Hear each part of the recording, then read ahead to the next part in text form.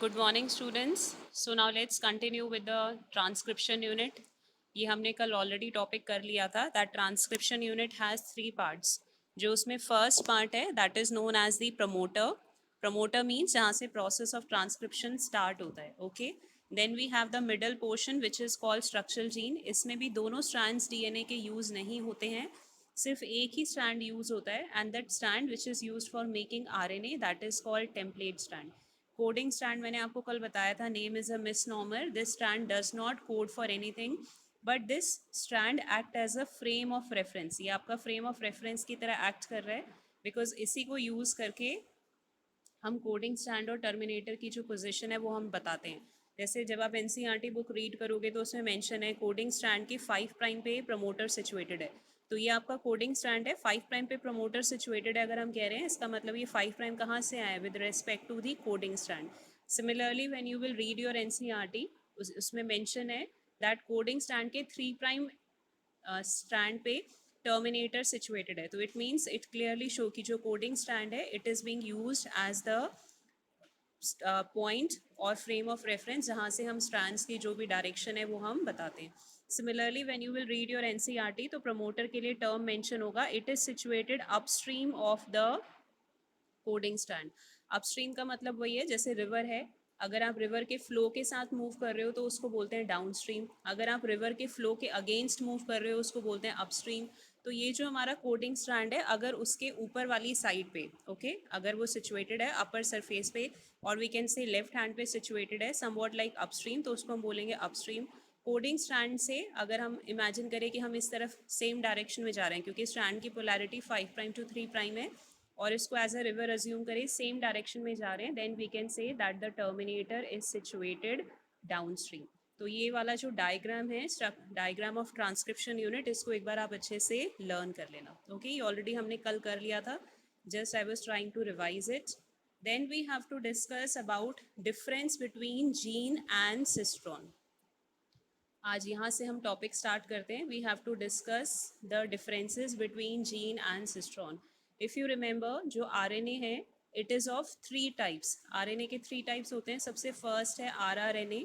This rRNA is called ribosomal RNA. This RNA will be used in the formation of ribosomes. Ribosomes जो आपके protein factories हैं they are actually made up of RNA and proteins. इसीलिए ribosomes को ribonucleoprotein particles भी कहते हैं क्योंकि जो राइबोसोम्स हैं वो दो चीज़ों से मिलके बने हुए हैं, आरआरएनए के बने हुए हैं, प्रोटीन्स के बने हुए हैं. तो ये जो फर्स्ट टाइप का आरएनए है जिसको हम बोल रहे हैं आरआरएनए, ये इसका फंक्शन क्या है that it helps in the formation of ribosomes. Then we have second type which is called mRNA. mRNA stands for messenger RNA. We know जो आपका DNA है it is situated inside the nucleus. I'm talking about eukaryotes. And this DNA cannot come to the RER because site of protein synthesis क्या होता है eukaryotes में RER है.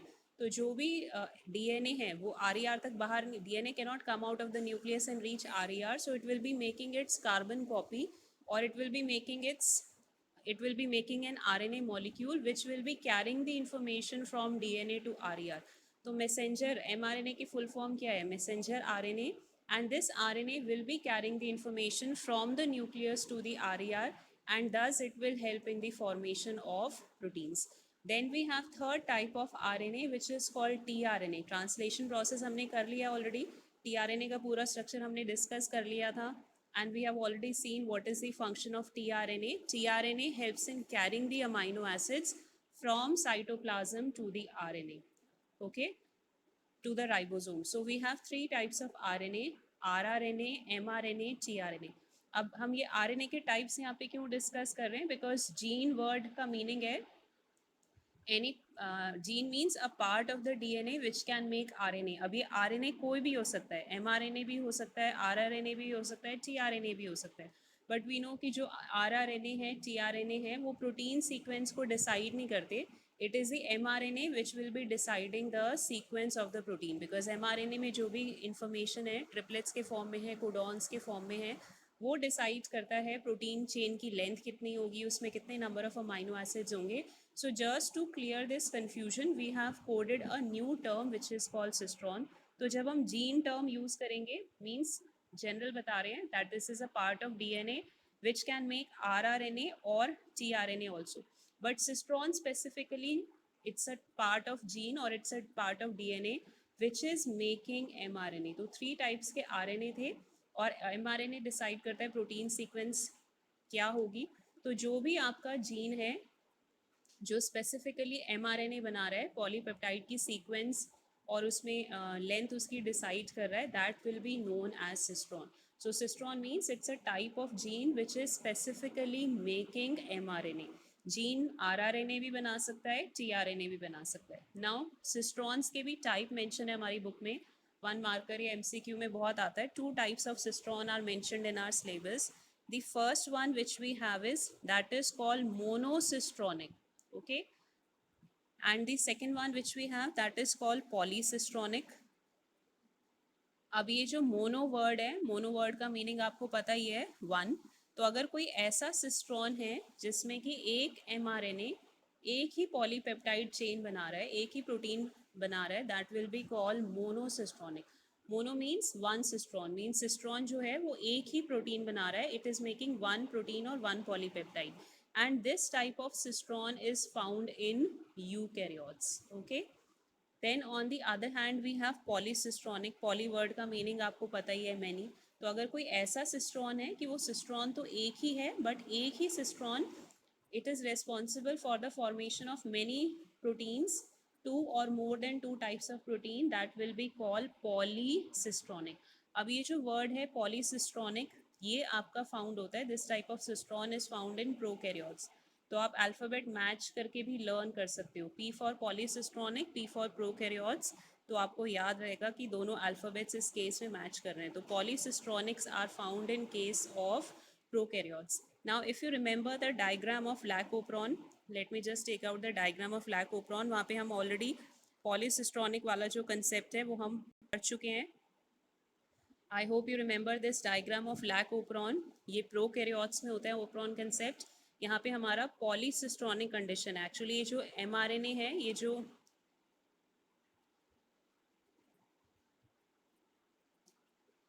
so Lac-Operon में just focus on this type of RNA.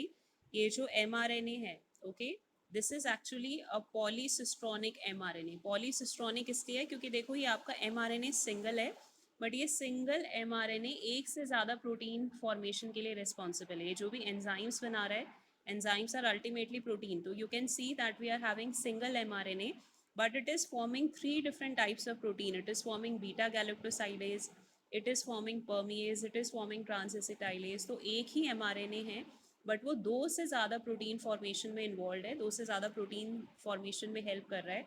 So this type of mRNA will be called polycistronic. ठीक है. तो यहाँ पे देखो mRNA सिंगल है but it is forming 3 different type of enzymes.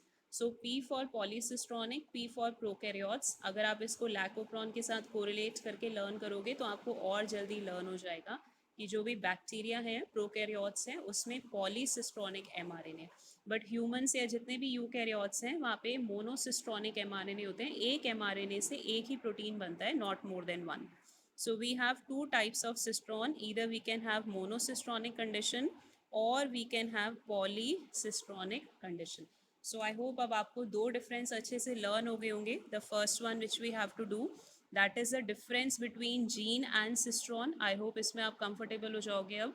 Gene, any segment of the DNA which can be making either rRNA or tRNA. Cistron will be specific with respect to mRNA. Cistron सिर्फ mRNA बनाता है. Okay.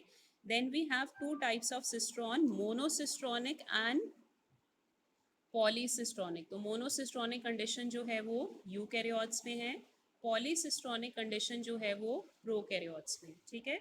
उसके बाद फिर हमें एक term और करनी है, that is called split gene arrangement. Okay. यहाँ पे इसका डायग्राम देख के समझ लेते हैं. जितने भी यूकैरियोट्स हैं, ओके, यूकैरियोट्स में we are finding a split gene arrangement. Split gene का मतलब है, जैसे let's look at this diagram. You can see है यहाँ पे दो टर्म्स मेंशन है, एक्सॉन एंड इंट्रॉन. जो येलो कलर से शो किया हुआ है वो एक्सॉन है, जो थोड़ा ब्राउन कलर से शो किया हुआ है वो इंट्रॉन्स है. और एक्चुअली ये जो इंट्रॉन्स हैं ये इंटरवीनिंग सीक्वेंसेस हैं, they are not responsible for the formation of any protein, ये प्रोटीन सिंथेसिस में हेल्प नहीं करते हैं। तो जो इंट्रॉन्स हैं इंटरवीनिंग सीक्वेंसेस हैं, ये अनवांटेड सीक्वेंसेस हैं, जब तक ये रिमूव नहीं होंगी तब तक ये आपका एमआरएनए प्रोटीन सिंथेसिस में हेल्प नहीं कर सकता। और ये जो एक्सॉन है this is the part which is responsible for the formation of proteins. तो एक्सॉन के बीच बीच में इंटरवीनिंग सीक्वेंसेस इंट्रॉन प्रेजेंट हैं, तो जो जीन है वो छोटे छोटे पार्ट्स में स्प्लिट हो जाती है। ये एक जीन का पार्ट हो गया, ये दूसरा जीन का पार्ट हो गया, मतलब जो एक्सॉन्स हैं ये जीन्स के एक्चुअल पार्ट हैं which are making the protein, but introns बीच बीच में अनवांटेड सीक्वेंसेस हैं। तो अगर इस टाइप की जीन प्रेजेंट है कि एक्सॉन्स जो कि कोडिंग पार्ट है उसके बीच में इंट्रॉन्स जो कि नॉन कोडिंग पार्ट्स हैं वो प्रेजेंट है, then this type of gene will be known as split genes. तो जितने भी यूकैरियोट्स हैं इंक्लूडिंग ह्यूमंस उसमें we have split gene arrangement. लेकिन अगर हम किसी प्रोकैरियोट्स का देखेंगे तो प्रोकैरियोट्स के केस में जो भी आरएनए बनेगा उसमें कोई इंट्रॉन नहीं होता, सारा का सारा जो एमआरएनए है वो एक्सॉन पोर्शन का है। तो इसका मतलब प्रोकैरियोट्स के केस में split gene arrangement is absent. तो ये वन मार्कर में या इस टाइप में बहुत क्वेश्चन आता है, एंट्रेंस एग्जाम में भी और सीबीएसई में भी आता है। Split gene arrangement is absent in case of prokaryotes, वहाँ पे कोई आपका इंट्रॉन सीक्वेंसेस नहीं है, बीच में कोई अनवांटेड इंटरफेरिंग सीक्वेंसेस जो हैं वो एब्सेंट है, only and only exon is present. तो अगर आपसे क्वेश्चन पूछा जाए in which group of organisms we are finding the split gene arrangement, then the answer has to be eukaryotes. Okay, so we have done all the points. अब हम start करते हैं with the process of transcription. हमारे syllabus में transcription का जो process है वो बैक्टीरिया का मेंशनड है। ओके, बैक्टीरिया मीन्स प्रोकैरियोट्स का मेंशन है। एक्चुअली यूकैरियोट्स का प्रोसेस इसलिए मेंशन नहीं है क्योंकि यूकैरियोट्स का प्रोसेस जो है वो ट्रांसक्रिप्शन का बहुत कॉम्प्लिकेटेड है, उसमें बहुत सारे फैक्टर्स इन्वॉल्व हैं, so that process is not there in your syllabus. हमारे सिलेबस में बहुत ही सिंपल सा बैक्टीरिया का ट्रांसक्रिप्शन प्रोसेस जो है वो मेंशनड है। अब ये वाला जो डायग्राम आपकी बुक में गिवन है इसको अच्छे से आपने लर्न करना है, क्योंकि अगर ये 5 मार्कर क्वेश्चन आ गया, एक बार आपने कंसेप्ट समझ लिया, आप इसको अपने वर्ड्स में ही एक्सप्लेन करके you can write the answer on your own. Okay, so now let's start the process of transcription. तो मैंने आपको बताया था आरएनए के 3 टाइप्स होते हैं, आरआरएनए, एमआरएनए, टीआरएनए। ओके, इसको इसी सीक्वेंस में लर्न करेंगे कि we have 3 types of RNA. First one is the rRNA, then we have mRNA, then we have tRNA. मैं क्यों बोल रही हूँ इसको इसी सीक्वेंस में याद करेंगे, इसका रीज़न है जब लास्ट में इसको कंक्लूड करेंगे टॉपिक को, then I would be telling you. और जो प्रोकैरियोट्स हैं because they are very simple small unicellular organism, तो उसमें कोई भी अलग अलग टाइप का आरएनए पॉलीमरेज नहीं होगा, एक ही एंजाइम है, एक ही सिंगल आरएनए पॉलीमरेज एंजाइम है, और वही सिंगल एंजाइम तीनों टाइप के आरएनए के फॉर्मेशन में हेल्प कर रहा है। मतलब एक ही एंजाइम है, वही एमआरएनए भी, वही आरआरएनए भी प्रिपेयर कर रहा है, वही सेम एंजाइम एमआरएनए भी प्रिपेयर कर रहा है, वही सेम एंजाइम टीआरएनए भी प्रिपेयर कर रहा है। So we have a single enzyme, और वो सिंगल एंजाइम ही तीनों टाइप के आरएनए फॉर्मेशन के लिए रिस्पॉन्सिबल है। लेकिन जब हम यूकैरियोट्स का करेंगे तब वहाँ पे 3 डिफरेंट एंजाइम्स हैं, वो हम लास्ट में अभी कंक्लूजन में पढ़ेंगे।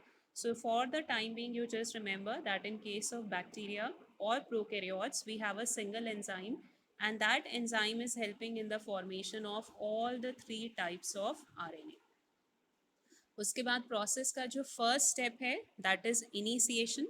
एज अ नेम सजेस्ट, इसमें जो ट्रांसक्रिप्शन प्रोसेस है वो स्टार्ट हो जाएगा।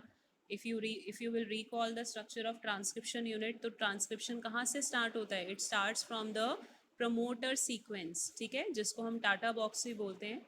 And because this sequence is rich in 80 sequences, 80 sequences में आपके डबल बॉन्ड्स होते हैं। डबल बॉन्ड्स अगर प्रेजेंट हैं तो उसको ब्रेक करना ट्रिपल बॉन्ड के कंपैरिजन में ईजी है। So that is why the process of transcription will start from the promoter और द टाटा बॉक्स। और यहाँ पे जो एंजाइम हेल्प कर रहा है, एंजाइम का मैंने आपको नेम बता ही दिया। हम बैक्टीरिया का डिस्कस कर रहे हैं तो आरएनए पॉलीमरेज होगा। अगर आप एंजाइम का कंप्लीट नेम लिखोगे तो डीएनए डिपेंडेंट आरएनए पॉलीमरेज है, बट शॉर्ट में we can call it as RNA polymerase enzyme. जैसे हमने DNA replication already complete discuss कर लिया है, वहाँ पे भी प्रॉब्लम थी कि जो डीएनए पॉलीमरेज है वो प्रोसेस को स्टार्ट नहीं कर सकता। यहाँ पे भी सिमिलर टाइप की प्रॉब्लम है कि जो आरएनए पॉलीमरेज है, बिकॉज ट्रांसक्रिप्शन हुआ या डीएनए रेप्लिकेशन हुआ, ये प्रोसेस बहुत कॉम्प्लिकेटेड होते हैं, ठीक है। सिंगल एंजाइम सारे काम नहीं कर सकता, it needs help of certain other enzymes और फैक्टर्स। यहाँ पे भी सेम स्टोरी है कि जो एंजाइम है आरएनए पॉलीमरेज है, you can see in the diagram, this is the enzyme, वो ट्रांसक्रिप्शन यूनिट के साथ बाइंड नहीं कर सकता, it can not directly bind with the transcription unit, so it needs some help. यहाँ पे उसकी हेल्प कर रहा है sigma factor, you can see RNA polymerase है, उसके साथ एक छोटा सा पार्ट, एक सब यूनिट अटैच हो गई है, which is called the sigma factor.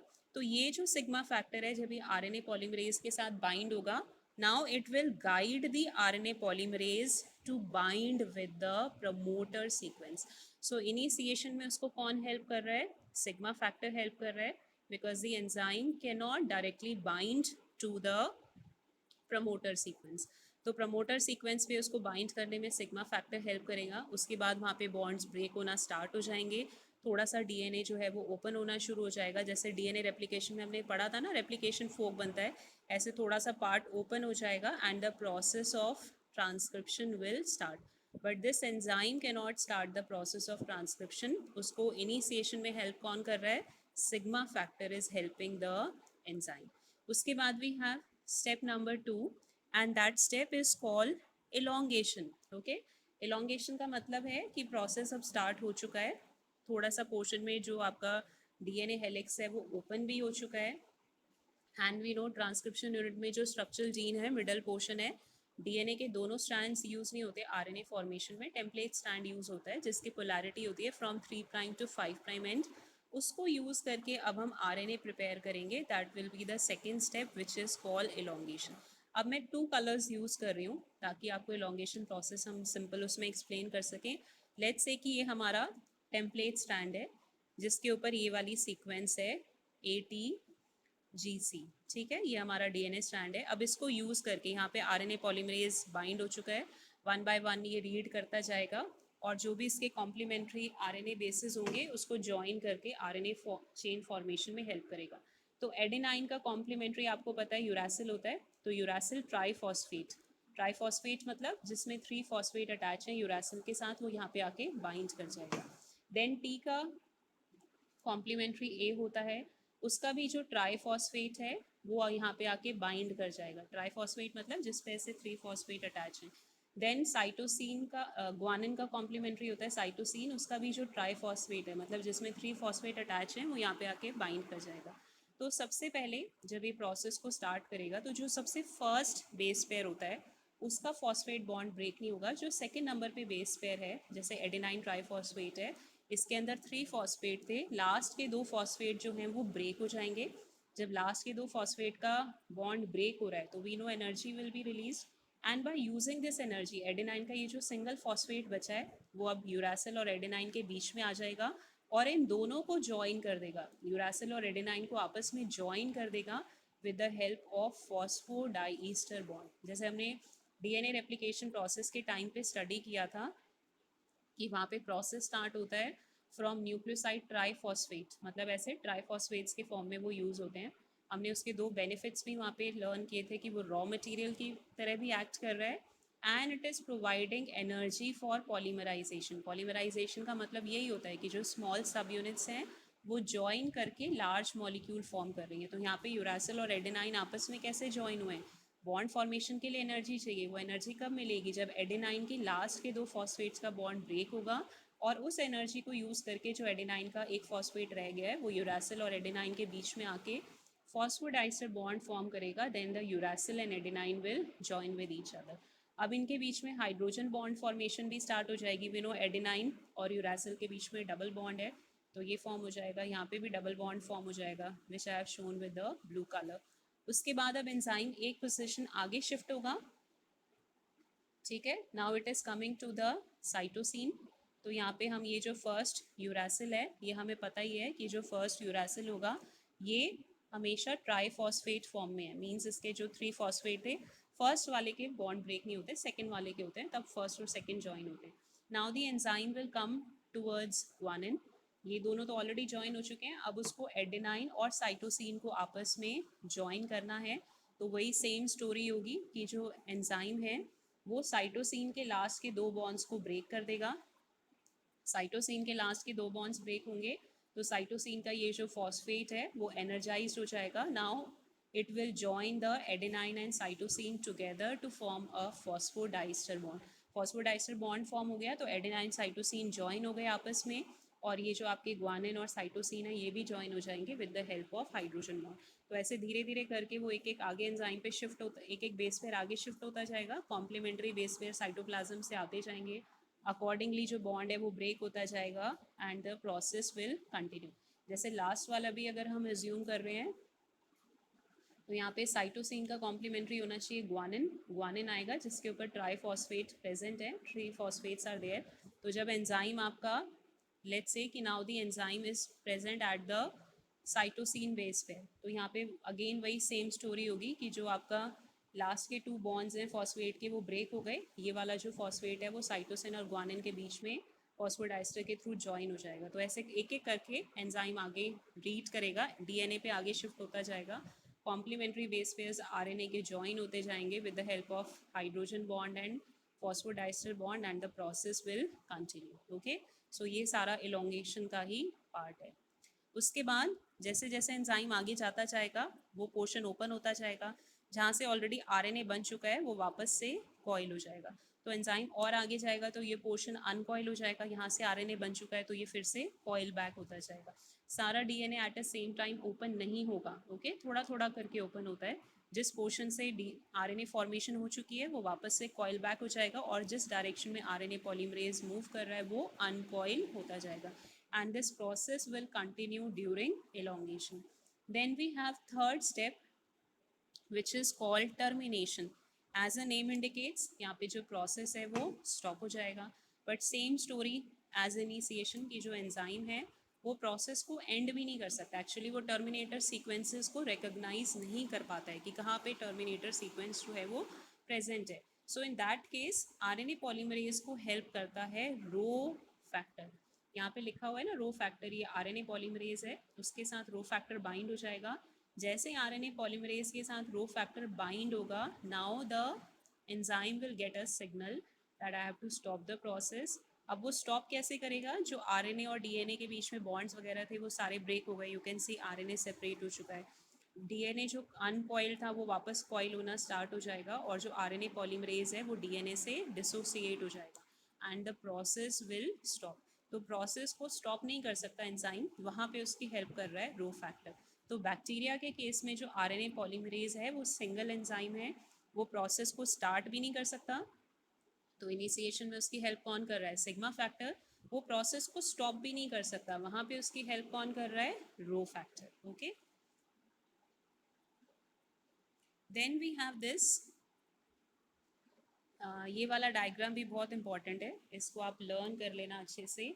Okay, that is the. Now बाकी सारा तो इनिशिएशन इलोंगेशन टर्मिनेशन मोर और लेस सेम ही होता है, थोड़ा सा यूकैरियोट्स में डिफरेंट है क्योंकि वहाँ पे रो और सिग्मा नहीं होते, वहाँ पे बहुत सारे इनिशिएशन फैक्टर्स 1 2 3 होते हैं, इलोंगेशन फैक्टर्स EF करके आप रिफ्रेशर्स वगैरह से कभी रीड करोगे तो उसमें मैंशन होगा। तो हमारे सिलेबस में प्रोकैरियोट्स का मैंशन है, तो प्रोकैरियोट्स के केस में we have seen the 3 steps.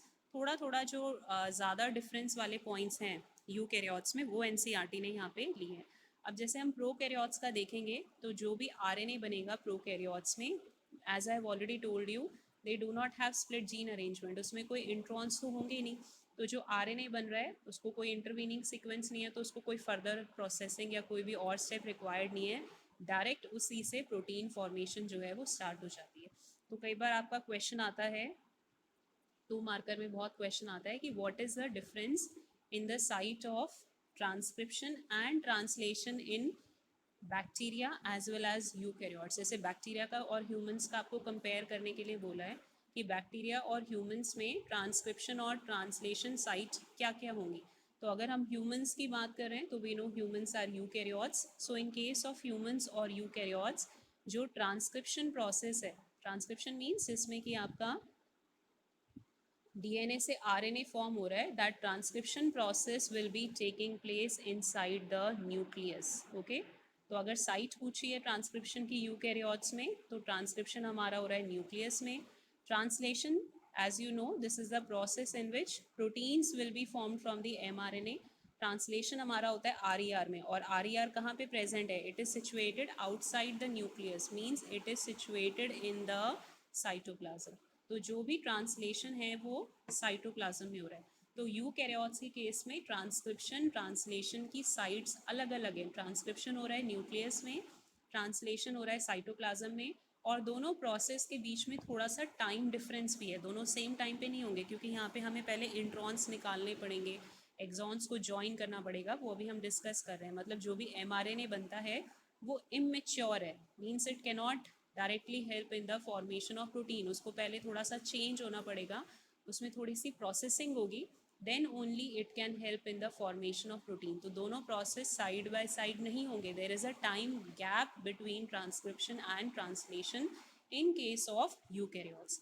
तो यूकैरियोट्स में दोनों प्रोसेस के बीच में टाइम गैप भी है, दोनों की लोकेशन भी डिफरेंट है, क्योंकि ट्रांसक्रिप्शन कहाँ पर हो रहा है? न्यूक्लियस में. ट्रांसलेशन कहाँ पर हो रहा है? साइटोप्लाज्म और RER में.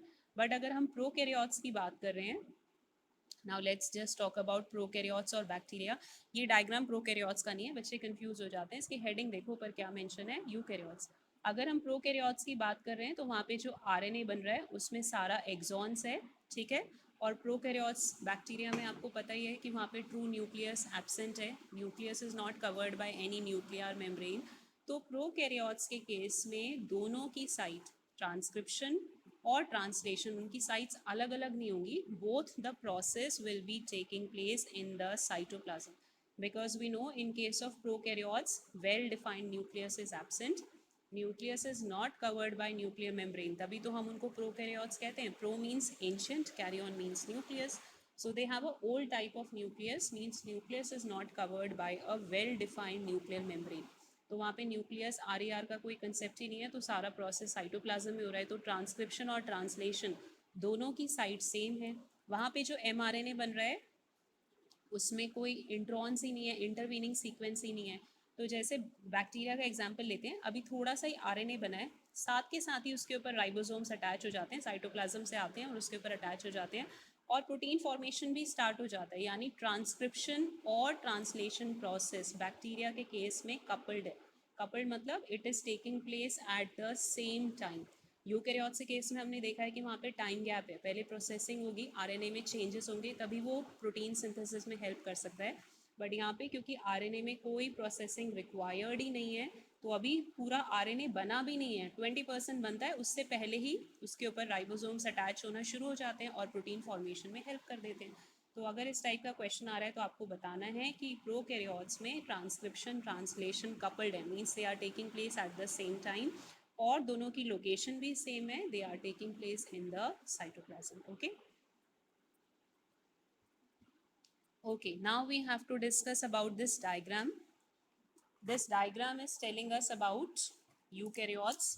अब एक बार एक क्वेश्चन मुझे याद है, बोर्ड एग्जाम में आया था एक बार, कि उसमें क्वेश्चन तो इजी था बट बच्चे कई बार स्किप कर जाते हैं डिटेल्स को. क्वेश्चन ये था that you have to find the ratio, you have to write the ratio of RNA polymerase in prokaryotes and eukaryotes. ठीक है, कितने RNA पॉलीमरेज प्रोकैरियोट्स में और यूकैरियोट्स में, उसका रेशियो निकालना था. सो हमने ऑलरेडी डिस्कस किया है कि प्रोकैरियोट्स के केस में we are having a single enzyme, and that single RNA polymerase is forming all the 3 types of RNA. वो mRNA भी बना रहा है, वो rRNA भी बना रहा है, वो tRNA भी बना रहा है. ठीक है, बट यूकैरियोट्स की जब हम बात करेंगे तो यूकैरियोट्स में सेम एंजाइम नहीं है, बिकॉज यूकैरियोट्स की जो सेलुलर मशीनरी है वो ज़्यादा कॉम्प्लिकेटेड है. तो यहाँ पे 3 डिफरेंट एंजाइम्स होंगे. मैंने आपको बोला था ना सीक्वेंस में याद करो, सबसे पहले याद करो RRNA, फिर आप याद करो mRNA, then you have to remember tRNA. अगर ये सीक्वेंस माइंड में यही चल रही है तो आपको ऑटोमेटिकली लर्न हो जाएगा. तो जो सबसे पहले RRNA है उसको बनाता है RNA पॉलीमरेज 1. ठीक है, RNA पॉलीमरेज 1 जो एंजाइम है, it is responsible for the formation of RRNA. जब आप NCERT रीड करोगे तो RRNA के ब्रैकेट में कुछ कुछ आपके नंबर्स लिखे होंगे, 28S लिखा हुआ है, ठीक है, फिर उसमें 18S लिखा हुआ है, फिर उसमें 5.8S और 5S भी शायद लिखा हुआ है. ये सब कुछ नहीं होते, इसको हमने नहीं कुछ ज़्यादा एम्फसाइज करना है. एक्चुअली आरआरएनए के डिफरेंट टाइप्स होते हैं जो राइबोसोम फॉर्मेशन में हेल्प करते हैं, तो ये डिटेल हम स्किप कर सकते हैं। बस हमें इतना याद रखना है कि जो आरआरएनए है उसकी फॉर्मेशन में कौन सा एंजाइम हेल्प कर रहा है, नंबर 1 वाला, ठीक है, that is the RNA polymerase 1। Okay, then we have let's discuss about mRNA। mRNA को यहाँ पे नेम गिवन है आपकी बुक में, HNRNA भी लिखा होगा। HNRNA मीन्स हेट्रोजीनस RNA, जिसमें एक्सॉन इंट्रॉन्स मिक्स्ड हैं, because we know in case of eukaryotes we have split gene arrangement. तो mRNA नंबर 2 पर आता है। अगर आप इस सीक्वेंस में RNA को इसी सीक्वेंस में याद कर रहे हो तो mRNA नंबर 2 पर आता है। तो यहाँ पे जो एंजाइम इसकी फॉर्मेशन में हेल्प करता है वो हो जाएगा RNA पॉलीमरेज 2, ठीक है। तो mRNA के ब्रैकेट में जो HNRNA लिखा है इसका मतलब ये हेट्रोजीनस RNA है, क्योंकि उसमें एक्सॉन इंट्रॉन्स जो हैं वो दोनों मिक्स्ड हैं, और ये RNA अभी इमेच्योर है, ये डायरेक्ट प्रोटीन सिंथेसिस में हेल्प नहीं कर सकता, पहले इसकी प्रोसेसिंग होगी। फिर उसके बाद अगर आप इसको इसी सीक्वेंस में लर्न कर रहे हो तो यू कैन सी जो tRNA है वो नंबर 3 पर आता है। तो अब आपके लिए लर्न करना ईजी हो जाएगा कि जो tRNA है उसको कौन सा एंजाइम फॉर्म कर रहा है, उसको फॉर्म कर रहा है एंजाइम RNA पॉलीमरेज 3, ठीक है। RNA पॉलीमरेज 3 उसकी फॉर्मेशन में हेल्प कर रहा है tRNA के। ओके, अब जब आप tRNA का रीड करोगे तो उसमें भी NCERT में ब्रैकेट में कुछ कुछ और डिटेल्स मेंशन है। एक्चुअली कुछ और टाइप के RNA भी होते हैं। ये तो हमने बेसिक 3 टाइप्स पढ़े, mRNA, RRNA, mRNA, tRNA। उसके अलावा भी बहुत सारे डिफरेंट टाइप्स के RNA हैं। जैसे जब आप NCERT रीड करोगे तो उसमें लिखा है 5SRNA ऐसे लिखा होगा, फिर उसमें कहीं पे कुछ नंबर लिखा होगा और SNRNA लिखा होगा। ये एक्चुअली डिफरेंट टाइप के RNA होते हैं। SNRNA means small nuclear RNA, SRNA भी एक टाइप का RNA होता है। तो हमें इतना डिटेल में नहीं जाना, उसको एक बार रीड कर लेना। तो अगर आपसे रेशियो पूछा जाएगा कि प्रोकैरियोट्स और यूकैरियोट्स में RNA पॉलीमरेज का रेशियो कितना है, so now we can write the answer, it is 1/3। 1 इसलिए क्योंकि प्रोकैरियोट्स में सिंगल RNA पॉलीमरेज है, 3 इसलिए क्योंकि यूकैरियोट्स में 3 डिफरेंट टाइप के RNA पॉलीमरेज एंजाइम जो हैं वो प्रेजेंट है। तो एक बार ये जब क्वेश्चन एक बार आया था तो बच्चों को बहुत कन्फ्यूजन हो गई थी, दो it is given in the NCERT, but बच्चे उसको उस पॉइंट से नहीं पढ़ते हैं तो इन्फॉर्मेशन माइंड से स्किप हो जाती है। सो इसको रेशियो बना के आप मेंशन कर सकते हो कि अगर हम प्रोकैरियोट्स और यूकैरियोट्स में RNA पॉलीमरेज का रेशियो निकाल रहे हैं तो वहाँ पे सिंगल एंजाइम है, यहाँ पे 3 डिफरेंट एंजाइम है, तो रेशियो विल बी 1/3। अब उसके बाद हमें एक इम्पॉर्टेंट कंसेप्ट करना है जो बोर्ड एग्जाम में 3 मार्कर का बहुत बार क्वेश्चन पूछा जाता है, और हेडिंग होती है उसकी post transcriptional changes. Okay, let me first right the heading, post transcriptional changes. देखो, पोस्ट वर्ड का मीनिंग आपको पता है, आफ्टर, यानी ट्रांसक्रिप्शन होने के बाद जो जो चेंजेस हो रहे हैं। ट्रांसक्रिप्शन होने के बाद मतलब एक बार हमारा mRNA फॉर्म हो गया, उस mRNA में जो भी ट्रांसक्रिप्शन के बाद चेंजेस हो रहे हैं वो सारे कहलाते हैं post transcriptional changes. Actually 3 marker में क्वेश्चन इसलिए आता है क्योंकि इसके अंदर 3 हेडिंग है, तो हर हेडिंग का 1 मार्क मिल जाता है। तो 3 टाइप के चेंजेस होते हैं। सबसे पहला इसमें होता है कैपिंग, जो हम यहाँ पे पढ़ेंगे। फिर पहला होता है स्प्लाइसिंग, नंबर 1। फिर होता है कैपिंग जो यहाँ पे शो करा हुआ है। फिर होता है टेलिंग जो यहाँ पे ग्रीन कलर से शो करा हुआ है। तो 3 टाइप के प्रोसेसेस, 3 टाइप के चेंजेस होंगे, तभी जाके ये जो HNRNA है, हेट्रोजीनस RNA है या इमेच्योर RNA है, तब जाके वो मेच्योर RNA बनेगा। And now this mature RNA can help in the formation of protein.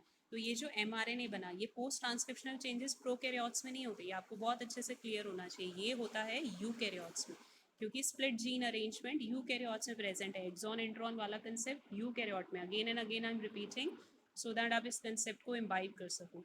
तो जो भी हम पोस्ट ट्रांसक्रिप्शनल चेंजेस की बात कर रहे हैं वो सारे चेंजेस होते हैं यूकैरियोट्स में। एक बार RNA बन गया, अभी वो हेट्रोजीनस है या इमेच्योर है, वो डायरेक्ट प्रोटीन सिंथेसिस में हेल्प नहीं कर सकता है। तो वो प्रोटीन सिंथेसिस में हेल्प तभी करेगा जब उसके अंदर ये सारे चेंजेस होंगे, कैपिंग, स्प्लाइसिंग, टेलिंग, ये सब होगा, तभी वो आपका मेच्योर RNA बनेगा। So now we have to discuss these changes 1 by 1। सबसे पहला जो हमें प्रोसेस स्टडी करना है दैट इज़ कॉल्ड स्प्लाइसिंग। अब देखो, ये जो जीन है ये आपकी कंटिन्यूस नहीं है, इसमें बीच में बहुत सारे इंट्रॉन्स या अनवांटेड सीक्वेंसेस हैं। जब तक ये अनवांटेड सीक्वेंसेस नहीं निकलेंगी, आप इस आरएनए को यूज़ ही नहीं कर सकते प्रोटीन सिंथेसिस में, क्योंकि इंट्रॉन्स तो अनवांटेड सीक्वेंसेस हैं, they are not coding for any protein. तो यहाँ पे हम एक छोटा सा डायग्राम बना लेते हैं। with the help of that let's try to understand the concept of RNA splicing। ठीक है, रेड कलर से जो बनाया है वो एक्सॉन है, ग्रीन कलर से जो बनाया है वो इंट्रॉन है। Okay, exon intron, exon intron, इसको हम E1 लिख सकते हैं, एक्सॉन 1, E2, E3, इंट्रॉन 1, मतलब नंबरिंग हो सकती है, आपको समझाने के लिए कर दिया है। ठीक है, यानी कि आपके 3 एक्सॉन है, बीच में 2 इंट्रॉन है। अब हमें ये दोनों इंट्रॉन्स हटाने हैं, जब तक ये इंट्रॉन्स नहीं रिमूव होंगे, एक्सॉन ज्वाइन नहीं होंगे, हमारा जो आरएनए है वो मैच्योर नहीं बनेगा। सो सबसे फर्स्ट स्टेप में व्हाट वुड हैपन, पहले इतने पोर्शन पे फोकस करते हैं। ओके, इस पोर्शन में एक इंट्रॉन है, ये ऐसे लूप बना लेता है। ठीक है, 2 एक्सॉन्स के बीच में जो इंट्रॉन्स है वो ऐसे लूप बना लेगा। फिर एक एंजाइम होता है जो इस इंट्रॉन को यहाँ से कट कर देगा। ओके, क्योंकि ये लूप बन चुका है, लूप आउट हो चुका है, तो इसको यहाँ से हम कट कर देंगे और जो एक्सॉन 1 एक्सॉन 2 थे उसको आपस में ज्वाइन कर देंगे। तो ऐसे एक एक करके सारे उसमें प्रोसीजर कंप्लीट होगा। अब ये जो एक्सॉन 1 एक्सॉन 2 था वो ज्वाइन हो चुका है। अब ये वाला जो इंट्रॉन था ये, और जो लास्ट इनिशियल डायग्राम में था ये हो गया। अब इसके बाद ये वाले आपके दोनों, इनके बीच में जो इंट्रॉन है वो ऐसे लूप आउट हो जाएगा, इसको ग्रीन कलर से शो कर सकते हो। और ये वाला जो फ्रैगमेंट था वो यहाँ पर आ गया। ठीक है, अब फिर से वही एंजाइम है कि जो ये वाला लूप था, इस लूप को कट करके बाहर निकाल देगा और इन दोनों सेगमेंट्स को ज्वाइन कर देगा। तो जितने भी इंट्रॉन्स है वो ऐसे लूप बनाते जाएंगे, एंजाइम इनको कट करके रिमूव कर देगा और दोनों साइड पे, लूप के दोनों साइड पे जो एक्सॉन्स होते हैं उनको ज्वाइन कर देगा। So this type of process जिसमें सारे इंट्रॉन्स कट करके हमने रिमूव कर दिए, एक्सॉन्स को ज्वाइन कर दिया, this process will be called splicing. Splicing, splice का मतलब होता है कट करना, सिंपल सी बात है। Splicing means we are cutting it, introns को एक एक करके हम कट करते जा रहे हैं, एक्सॉन्स को ज्वाइन करते जा रहे हैं, that process will be called splicing. क्योंकि हमें इंट्रॉन्स नहीं चाहिए, introns are the unwanted sequences, they are not coding for any proteins, we want to remove them। तो सबसे पहला जो प्रोसेस हो रहा है दैट इज योर स्प्लाइसिंग। उसके बाद फिर सेकेंड स्टेप जो होता है दैट इज कॉल्ड कैपिंग। अब ये आपको पता होना चाहिए, कैपिंग आरएनए के कौन से एंड पर हो रहा है, it is taking place at the 5 prime and. RNA की भी तो पोलैरिटी होगी, एक एंड उसका 5 प्राइम एंड होगा, एक एंड उसका 3 प्राइम एंड होगा। एक्चुअली सेल के अंदर बहुत सारे एक्सोन्यूक्लियस एंजाइम प्रेजेंट है। आप बायोटेक वाला चैप्टर रिकॉल करो, वहाँ पे हमने जब रेस्ट्रिक्शन एंडोन्यूक्लियस पढ़ा था तो हमने पढ़ा था कि 2 टाइप के एंजाइम होते हैं, एक्सोन्यूक्लियस, एंडोन्यूक्लियस। एक्सो मीन्स जो आरएनए को या किसी भी न्यूक्लिक एसिड को, whether it is DNA RNA, उसको एंड से कट करता है। जैसे मान लो ये आरएनए है, ये इसका 5 प्राइम एंड है, ये इसका 3 प्राइम एंड है। एक्सो मीन्स बाहर वाली साइड से कट कर रहा है, तो वो एक एक करके एक्सोन्यूक्लियस 5 प्राइम एंड से एक एक करके जो भी न्यूक्लियोटाइड्स हैं उनको कट करना शुरू कर देगा। 3 प्राइम एंड पे भी एक एक करके न्यूक्लियोटाइड्स को कट करना स्टार्ट कर देगा। तो एक्सोन्यूक्लियस उसको कट ना कर पाए 5 प्राइम पे, 3 प्राइम पे, उसको अपने आप को स्टेबल भी करना है, it wants to protect itself from the exonuclease. और प्रोटेक्ट करने के लिए 5 प्राइम एंड पे वो एक स्ट्रक्चर बनाता है विच इज़ कॉल्ड कैप। और ये कैप का स्ट्रक्चर कुछ ऐसा है कि एंजाइम इसको चाह के भी कट नहीं कर पाएगा। Now let's see how it is able to protect its 5 prime end. 5 prime end पे जो भी न्यूक्लियोटाइड है, मोस्ट ऑफ द केसेस में जीटीपी होता है। ओके, तो ये जो आपका जीटीपी है इसके 7th पोजीशन पे, अगर आपको याद हो ग्वानिन जो है वो प्यूरिन है, ऐसे 9 मेंबर्ड लार्ज रिंग स्ट्रक्चर है, उसके 7th पोजीशन पे, ग्वानिन के 7th पोजीशन पे मिथाइल ग्रुप आके अटैच हो जाएगा। तो जब ग्वानिन के 7th पोजीशन पे मिथाइल ग्रुप अटैच हो गया, 7th कार्बन पे ये वाला ग्रुप अटैच हो गया, एक्सोन्यूक्लियस या कोई भी एंजाइम है, they are highly specific in nature. आप एक हाइड्रोजन भी चेंज कर दोगे तो एंजाइम बाइंड नहीं कर पाएगा। यहाँ पे तो आपने पूरा का पूरा मिथाइल ग्रुप ही ऐड कर दिया 7th कार्बन पे जीटीपी के। तो जब हमने मिथाइल ग्रुप ऐड कर दिया तो जो एक्सोन्यूक्लियस एंजाइम है वो अब यहाँ पे बाइंड ही नहीं कर पाएगा। अगर 5 प्राइम एंड पे वो बाइंड ही नहीं कर पाएगा, उसको सबसे पहला ही नाइट्रोजन बेस नहीं मिला, तो वो आगे भी फिर इस पॉइंट से 5 प्राइम वाली साइड से कट नहीं कर पाता। तो 5 प्राइम एंड अब आपका सेव हो गया, सिक्योर हो गया। Now exonuclease can not damage it from the 5 prime side. तो ये जो स्ट्रक्चर बनता है दिस इज कॉल्ड कैप। तो कैप कई बार 1 मार्क में आता है, what is a chemical constituent present in the cap which is present at the 5 prime and. एक तो इसकी लोकेशन पता होना चाहिए कि 5 प्राइम एंड पर है, और ये है आपका 7 methyl GTP, that is the guanosine triphosphate. और कैप फॉर्मेशन का बेनिफिट यही है कि वो उसको एक्सोन्यूक्लियस के एक्शन से सेव करता है. 5' एंड आपका completely सेव हो जाएगा. Now exonuclease can not damage the mRNA. Then we have to save the 3' end also. 3' end से भी तो एक्सोन्यूक्लियस उसको कट करके पूरा RNA डैमेज कर सकता है. यहाँ पे वो डिफरेंट स्ट्रैटेजी अडॉप्ट कर रहा है. यहाँ पे 3' एंड पे एक स्ट्रक्चर बनता है which is called poly A tail. A means adenine. तो जो 3' एंड था वहाँ पे जो RNA है, जहाँ पे भी जैसे लेट्स से RNA हमारा यहाँ पे खत्म हो गया, उसके बाद ये ग्रीन कलर से शो करा हुआ है, ये एक्चुअली सारा का सारा पॉली ए टेल है. पॉली ए टेल का मतलब है जहाँ पे RNA फिनिश होता है उसके बाद 200 से 300 एडेनाइन न्यूक्लियोटाइड्स ऐड होते चले जाते हैं. बहुत सारे 500 तक एडेनाइन न्यूक्लियोटाइड्स ऐड कर दिए, 200 तक ऐड कर दिए. एक्सोन्यूक्लियस कट करना भी शुरू करेगा बाहर से थोड़ा थोड़ा. अगर उसने कट भी कर लिया तो वो एक्चुअल जहाँ तक mRNA है वहाँ तक कभी डैमेज नहीं कर पाएगा. उससे पहले तक तो mRNA अपना प्रोटीन बना के अपना जो भी उसका फंक्शन है वो कंप्लीट कर लेता है. तो अगर आपने 3' एंड पर इतनी बड़ी एडेनाइन की टेल लगा दी, मतलब एडेनाइन एडेनाइन ही जोड़ते चले गए आप, तो अगर वो थोड़ा बहुत कट भी कर देगा तो 50-60 बेस पेयर ही कट कर पाएगा. उससे पहले RNA जो है वो प्रोटीन फॉर्मेशन कंप्लीट कर चुका होता है, उसका फंक्शन कंप्लीट हो गया. तो ये वाला भी जो है वो एक्सोन्यूक्लियस से प्रोटेक्ट हो जाता है. तो यूकैरियोट्स के केस में पोस्ट ट्रांसक्रिप्शनल चेंजेस क्या क्या हो रहे हैं. पोस्ट ट्रांसक्रिप्शनल मीन्स कि mRNA के बनने के बाद mRNA में जो चेंजेस होते हैं they are called post transcriptional changes. So 3 changes are taking place. We have RNA splicing, we have capping, capping आपका 5' एंड पर होता है, वी हैव टेलिंग, और टेलिंग हमारा होता है 3' एंड पर. So these are the 3 changes which are taking place, जिसको हम बोलते हैं पोस्ट ट्रांसक्रिप्शनल चेंजेस. तो ये हमारा सेशन हो गया complete. And with this we have also finish the chapter number 6. अब हम इसको एक बार आप please read it from the NCERT also, and whatever your doubts are we will discuss them in the next class.